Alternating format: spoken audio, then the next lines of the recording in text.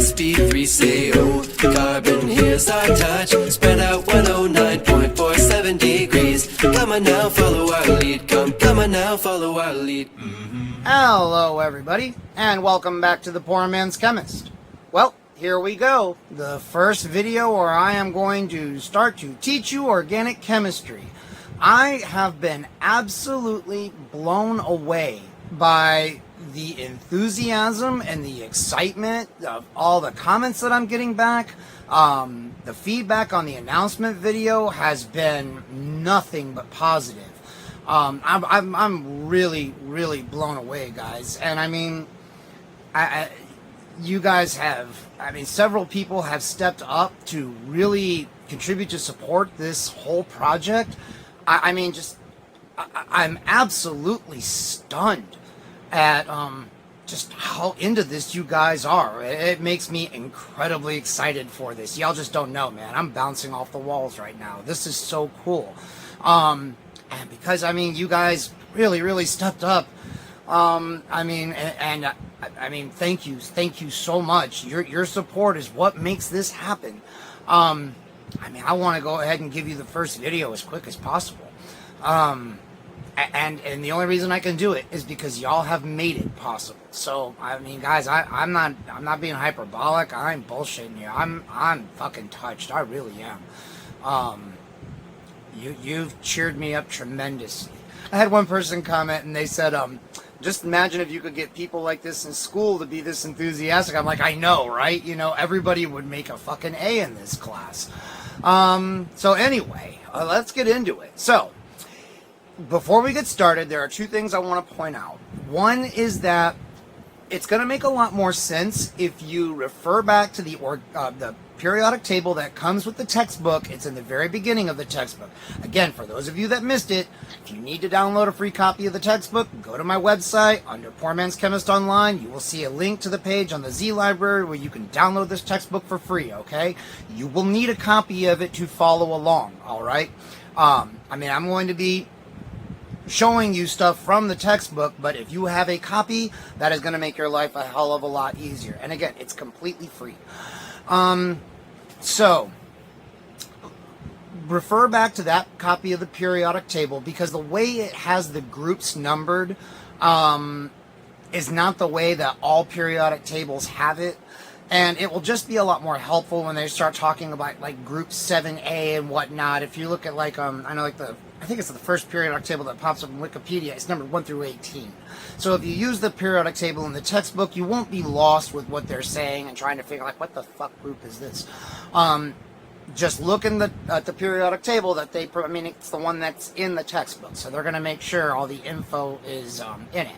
There's a copy, I think, there's definitely one at the front of the book, and I think there's one at the very end of the book as well.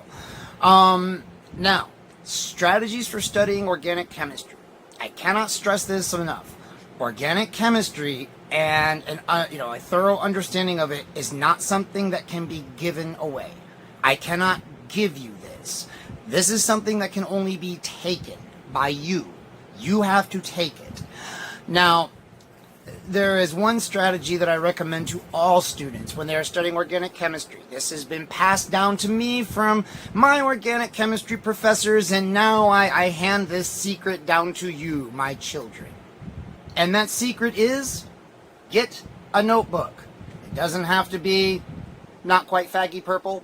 I like dark purple's okay. That's still masculine enough. No, so just get a composition notebook like that. And as we go along, as we come across like important definitions, important concepts, write it down physically. Like, write it down with your hand on the piece of paper in this notebook, okay? Write down a little example of it. We come across a definition, this is a meso compound. Well, then, write down what a meso compound is and draw a little picture of one, an example, so that you have it to refer back to. You're gonna have most of that. It's mostly gonna be that going in your notebook in the beginning. As we go along, you will write down every single chemical reaction, every mechanism we come across, the mechanism for each reaction, and you'll write down the reaction itself, in great detail. You'll see the diagrams, when they show you like the actual mechanism of the reaction and the electron transfers and everything. You're going to want to write all of that down and in your little notebook. Your notebook is, over time, going to become like your personal organic chemistry spell book, okay? Like your personal little grimoire, your own little toolkit, all right? At first, I know, this is a lot of work. It is. There's no royal road to organic chemistry, okay? Because there's just so much material. I mean, unless you just want to watch the videos over and over and over again, it is extremely helpful to do this. Also, if you write stuff down, you will remember it better. This is a great trick if you're studying any subject. Write it down, okay? And you will want, because think about it, every single reaction that we go over, that we study, is one more tool you've got. Remember, organic chemistry is the art of synthesis. There is no distinction between organic chemistry and synthesis. Organic chemistry is synthesis, okay? By the time we're all said and done, you will have a fat notebook or two full of every little reaction with every little detail you could ever want. So that when you're looking at all of those interesting compounds that y'all love to ask me about repeatedly, their little structural diagrams, you can go, oh, I've seen, I know how to make this. I can do, a little retrosynthetic analysis, which you will learn, and I can take this thing apart and, oh, look, now I know the 10,000 different ways to make meth too. Now I see why PMC gets so exasperated when people ask him. Yes, you will become one of the organic elites. Welcome. But you're going to have to work for it. I can't give it away to you. I can go over all the material. I can show it to you. I mean, I'm not going to go over the problems. There's problems at the end of every chapter. There's problems throughout the chapter. I recommend you do some of them, or at least look at them, because practice makes perfect, and you're going to have to put forth some practice, okay? I can show you everything. I can explain everything. But if you truly wish to apprehend and master organic chemistry, get a copy of the textbook, get a notebook, or another trick that I personally liked using when I was in school was I would make web pages of the material and put it on my website. And that way I had those notes anywhere I went at the click of a button. I mean, and I found that the act of creating a web page with all the material, it helps. I mean, it's right up there with second only to writing it down physically to help you remember it. And the other great thing about this is you will start to see patterns over time, okay? You will start to see that all of these reactions tend to happen the same way. There is some charge imbalance that's created, or some kind of strain is put on the molecule, and then the molecule contorts and gyrates itself, and interacts with whatever happens to be near it in order to rectify this imbalance as much as it can. All right? You're going to see this over and over and over and over again. Okay? And eventually you'll go, holy shit. And you'll have that moment where your eyes are open. You're like, oh, his eyes uncovered. Now I see why PMC says this shit is easy. You just got to get through it. And the first few chapters will be a bit hard, guys, because, again, it's a lot of lecture. It's a lot of review of concepts, but stick with it, okay? You take this in college, you got to go through this part of it too. So, not doing, the trials and tribulations you are about to undergo are universal. Pain has a face. Allow me to show it to you. All right, everybody. Because we have a ton of material to get through, I am going to go ahead and begin our instruction here with section 1.2b with valence electrons. If you want, go ahead and please, look over these sections here that came before this. This is mostly just intro information. It's kind of filler, but it's interesting. I mean, this atomic structure and isotopes, I think almost everybody out there probably understands this part.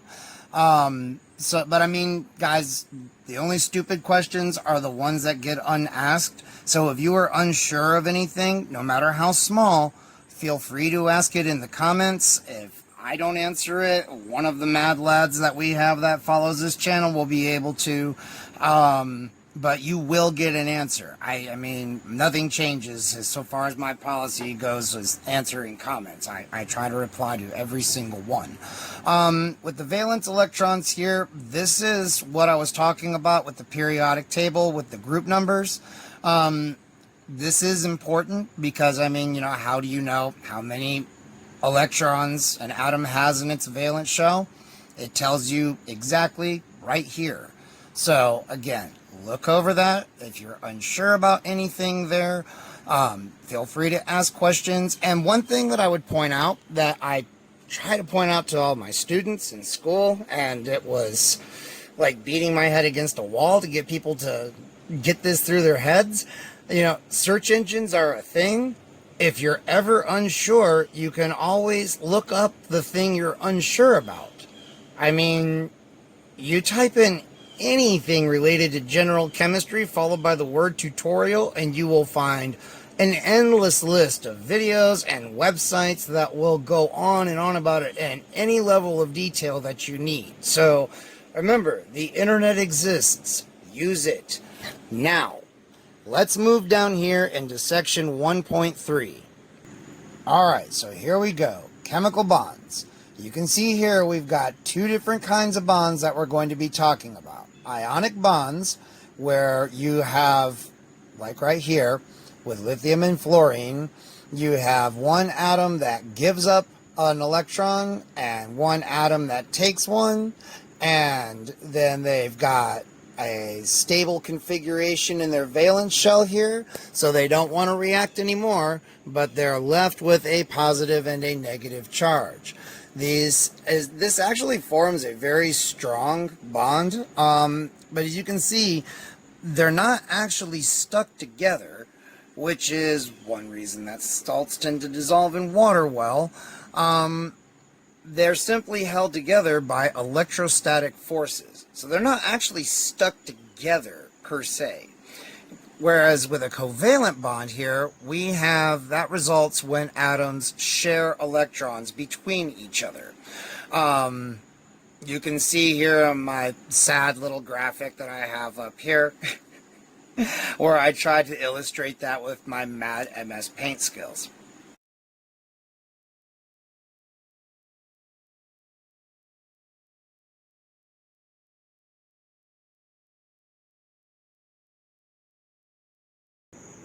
Alright, now one thing that I want to point out here that's very important, and this is something that every student of general chemistry would know, the octet rule. You've probably heard of this. The tendency of an atom to achieve a configuration where its valence shell contains 8 electrons. This is a general rule that we will see. It works well for atoms like carbon, nitrogen, oxygen, the halogens. But, I mean, we've already seen one where it really doesn't work, which is lithium. So this is a general rule. It is not a hard and fast law. And we will get into later on, you know, why these differences arise. But for now, let's take a look real quick at the first 5 elements that don't fit this rule. Here you can see a picture of the first 5 elements: hydrogen, helium, lithium, beryllium, and boron. Hydrogen only has 1 electron, so there's no way that's having an octet. Same thing for helium. Now, I should point out that the electron configuration in helium is extremely stable. Helium is one of the most unreactive elements. I think neon is the most unreactive, but helium is a close second. With lithium, we have the inner shell where you have 2. Now we start moving up to the next shell where you add 1. And as I pointed out earlier, here we go with beryllium. You add this electron off by itself. You don't start pairing them up yet. With boron, you have 1 more. Now, there's no way you can see if beryllium forms a covalent bond, there's no way, or ionizes, there's no way that it can form an octet. Alright, it's not going to have 8 electrons. Boron can't either. Boron is kind of a strange case because boron will try to, But as you can see, for boron to achieve an octet, it has to pick up 2 electrons from somewhere. And generally this will make it very charged and make it highly reactive. By the time you get to carbon, where it can form 4 covalent bonds with other atoms, including itself, that is starting. Now you can have an octet of electrons, and so now you're starting to get to where the octet rule applies. All right, now we get to electronegativity, and I want to take some time to talk about this because this is exceptionally important. I say this again. This is exceptionally important. Electronegativity will basically drive a large amount of what we are going to be studying.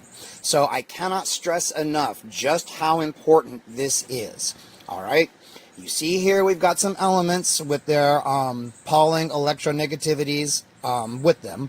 And you can see the scale goes from 0.8 with potassium to 4 with fluorine. If you look at a periodic table that has all of the electronegativities on it, you will see that cesium has the lowest at 0.7. So this scale goes from 0.7 to 4. Okay? Anything close to 4 is highly electronegative. Think of it as an electron tyrant that wants to hoard electrons to itself greedily and not want to give them up.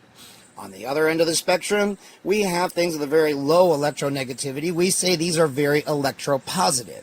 These things cannot get rid of electrons fast enough. All right? Think of them as government workers, and electrons are your tax money. All right? They can't fucking get rid of, spend that shit fast enough. Now, when you have a highly electronegative element and a highly electropositive element come together, the electropositive element says, please take this electron, and the electronegative says, give me that shit, bitch. And so the electron is transferred completely. In other words, the electropositive element no longer has that electron. Bye-bye, see you later, bitch.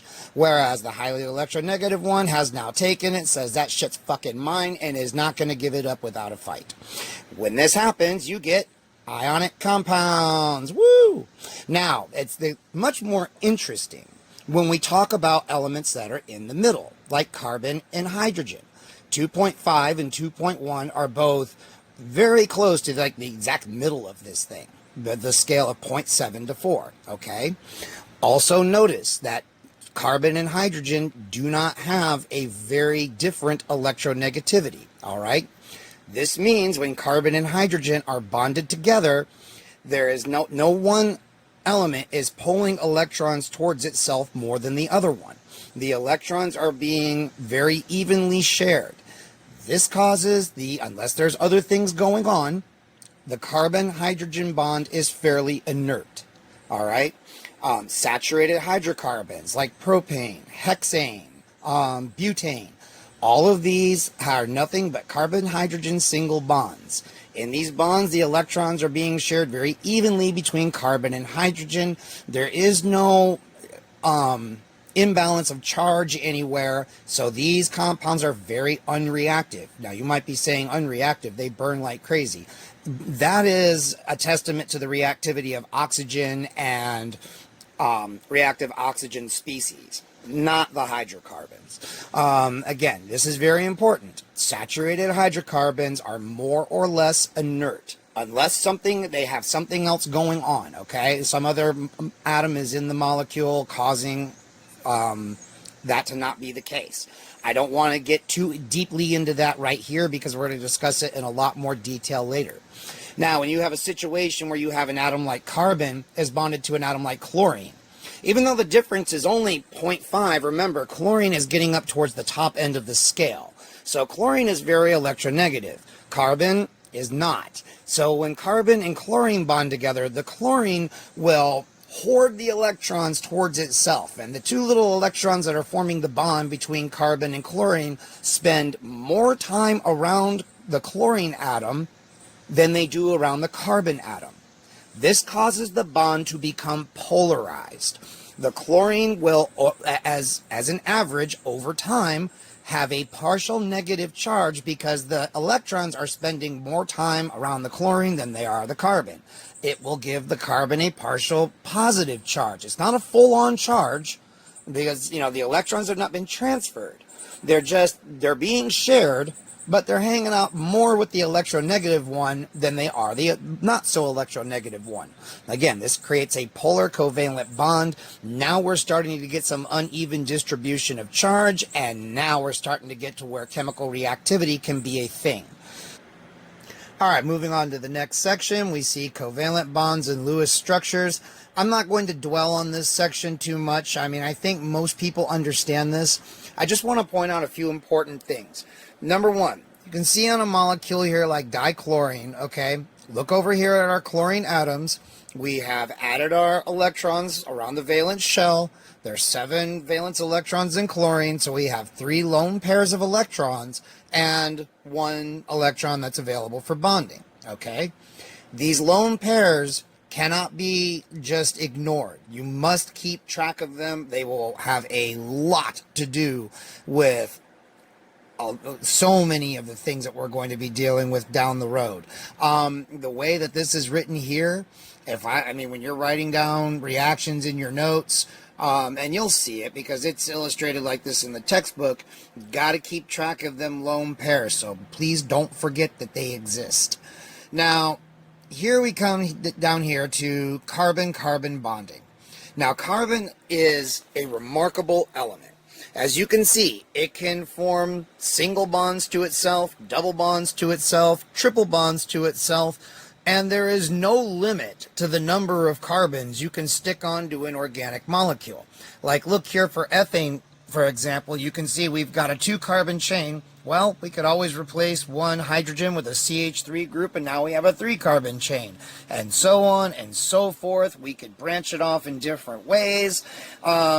And carbon is unique among the elements in being able to do this. Silicon cannot do this. This is why silicon-based life is a non-starter. That's why you don't have any silicon-based life on Earth, and it's all carbon-based.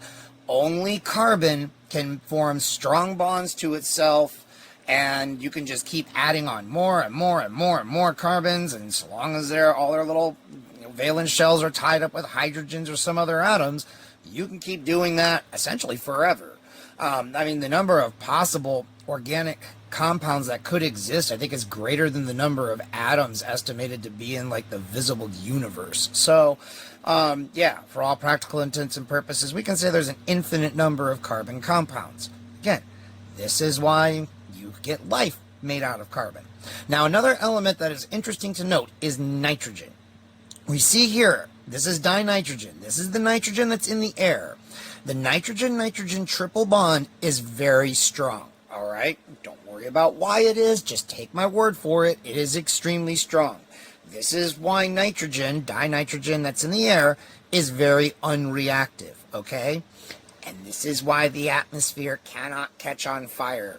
I've heard about people talk about this, like when the first nuclear bomb test, and they were joking, it'll catch the atmosphere on fire. Well, no.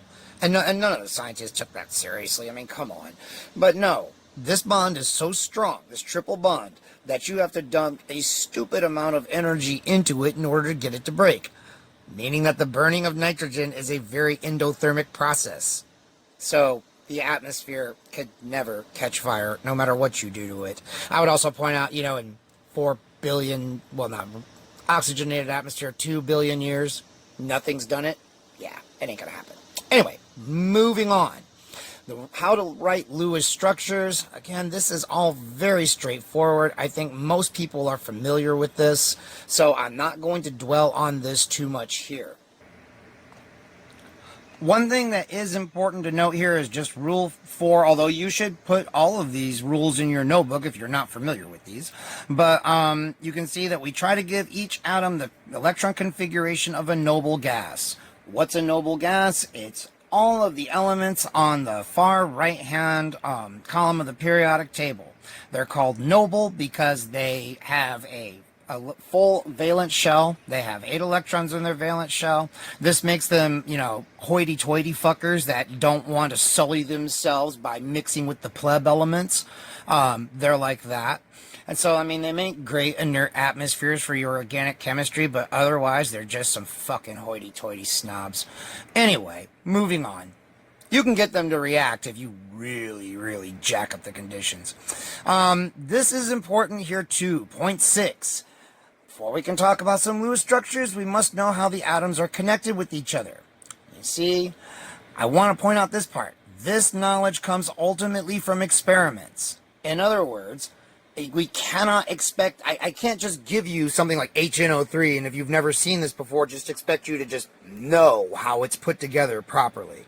Somebody that has more experience with chemistry would look at something like this and go, yeah, that's going to be reactive as hell, that's unstable. But a beginner is not necessarily going to know that. This is why I'm saying, Google the fucking compound, okay? On the Wikipedia article for it, I know Wikipedia sucks, but trust me, go in there, you will see the proper structure for any compound you wish to see. If you can't find it there, there's tons of fucking reference books that have structures in it. You can find it, man. You can do Google search, or don't use Google, but internet searches. But this is just something you've got to look up, okay? Over time, you will start to see the patterns, and, you'll be able to make more educated guesses about that. Now, exceptions to the octet rule, because there are many. Again, like I said before, the octet rule is just a rule of thumb, all right? And I'm going to go over this here in a little bit of detail. See here, atoms share electrons, not just to obtain a configuration of an inert gas, but because sharing electrons produce increased electron density between the positive nuclei. What they mean by electron density, it's where is the electron spending most of its time over time, all right? At any one instant, we can look at, see where the electron is, and it could be anywhere within the orbital shell that it occupies. However, if we look at it averaged out over time, we can see where they're spending more time versus where they're not spending more time. Where they're spending more time, we say that there is a higher electron probability density, or just a higher electron density. And when that occurs between 2 nuclei, that's when you get a bond. All right? Just go with it. Now, elements in the second period of the periodic table can have a maximum of 4 bonds because these elements have only 1 2s and 3 2p orbitals available for bonding. Don't stress over what a 2s and a 2p orbital is, or when you go down here and they're talking about d orbitals. We're going to get into that here very shortly. That's part of chapter 1 as well. By the time we're done with this, you will have a very good understanding of what all this jargon means. For right now, just kind of go with it. And know that once you get down, in the third period and you've got d orbitals that start kicking in, now you can start getting some weirdness afoot here, which doesn't make sense according to the octet rule, but I promise you will make sense later on down the road. Again, if you just fucking do an internet search of the compound, you'll see what the proper bonding in it is. You just use the internet. Please be better than my students. All right, everybody. I think we're at a good stopping point here for this video. It's getting to be about 30 minutes long. Thanks to the just tremendous outpouring of support that I've been getting for this, I can go ahead and start working on the second video today. This keeps up, man. I'll be able to have this out here within just a day or two. You guys are just amazing. So, I mean, as long as I keep getting support like this, man, I mean, I can just keep these videos coming. Anyway, in the next one, we are going to hit the ground running with formal charges. Not going to spend too much time on that. I really want to try to get into like resonance and all of that good stuff. And then there will be another video, which will be where we'll close out chapter 1. That one's going to have to be a video all unto itself, because that's where we're going to get into, well, like, orbitals and orbital hybridization and all this SPDNF stuff. So, I mean, that's going to have to be kind of a video unto itself, because there's just a lot of material to get through. After that, I think we'll be able to wrap up chapter 1 and move on to chapter 2. So, Stay tuned. More is coming. Thank you all very, very much. If you like this, give it a thumbs up. If you didn't like it, please put it in the comments why. If you have suggestions, if you have recommendations, I am all ears, people. I want to hear. If you think I can improve this in some way, please tell me. Subscribe, of course. Share the video far and wide. If you guys love it this much, chances are other people will too. And until the next one, you guys, I will see you later.